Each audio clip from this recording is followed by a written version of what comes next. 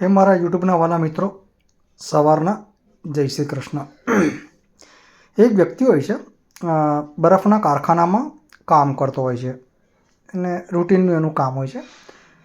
એક દિવસની વાત છે, એ જે કામ કરતો હોય છે તો બરફની ફેક્ટરીમાં બધું ચેક કરતો હોય છે. તો જાય છે આઈસ રૂમની અંદર કે કશું રહી તો નથી ગયું ને.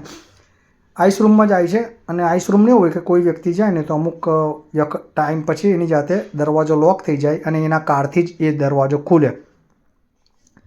દરવાજો લોક થઈ જાય છે, બધું જોઈને ફરીને આવે છે. ખબર પડે છે કે મારું જે કાર્ડ લગાવીને જે લોક ખોલવાનું હોય એ તો ઓફિસમાં ભૂલી ગયો. એને ખબર પડી જાય છે કે ઓફિસનો ટાઈમ પતી ગયો છે, બધા છૂટીને ઘરે જતા રહ્યા હશે. હવે હું અહીંયા શું કરીશ?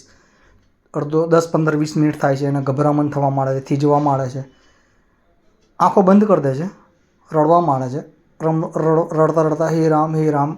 બસ મેં જીવનમાં કોઈ દિવસ બી એક સત્કર્મ કર્યું હોય, એક વખત સારું કર્મ કર્યું હોય તો ભગવાન મને બચાવી લે, આંખમાંથી આંસુ પડતા પડતા એવું પ્રાર્થના કરતો હોય છે. એટલામાં બાયનું ખખડે છે, એટલે ખુલે છે બાયનું ખુલે છે.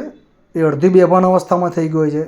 આવીને પેલો જે વોચમેન હોય છે એને અંદર લઈ જાય છે, કાઢીને પછી એક થોડોક હીટરવાળા રૂમમાં લઈ જાય છે અને હીટ બીટ આપે છે. આ થોડુંક એને સારું થાય છે. એ પૂછે છે વોચમેનને કે તને કેવી રીતે ખબર પડી કે હું અંદર ફસાઈ ગયો છું એમ. તો વોચમેન એને જવાબ આપે છે કે અહીંયા હજારો કારીગરો કામ કરતા હોય છે, પણ તમે એક જ એવા વ્યક્તિ છો કે જ્યારે હું જતો હોઉં છું તો મને આવતા જતાં તમે રામ કરતા હોવ છો. એટલે તમારા જવાના ટાઈમને ને આવા ટાઈમની હું કાયમ રાહ જોતો હોઉં છું કે એક નાના વ્યક્તિને મોટો વ્યક્તિ કાયમ રામ કહીને જતો હોય છે. આ વખતે જોયું બધા જતા રહ્યા પણ તમે ના ગયા. તારા મને થયું કે શેઠ હજુ નીકળ્યા કે સાહેબ હજુ નીકળ્યા કેમ નથી કહે છે, સર હજુ નીકળ્યા કેમ નથી કહે છે.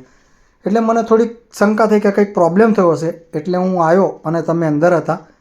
એટલે કહેવાનો મતલબ મારી વાર્તા એ પૂરી થાય છે. પણ એક વસ્તુ છે કે એક રામ કહેલી વસ્તુ પણ માણસને કેટલીક કામ લાગે છે.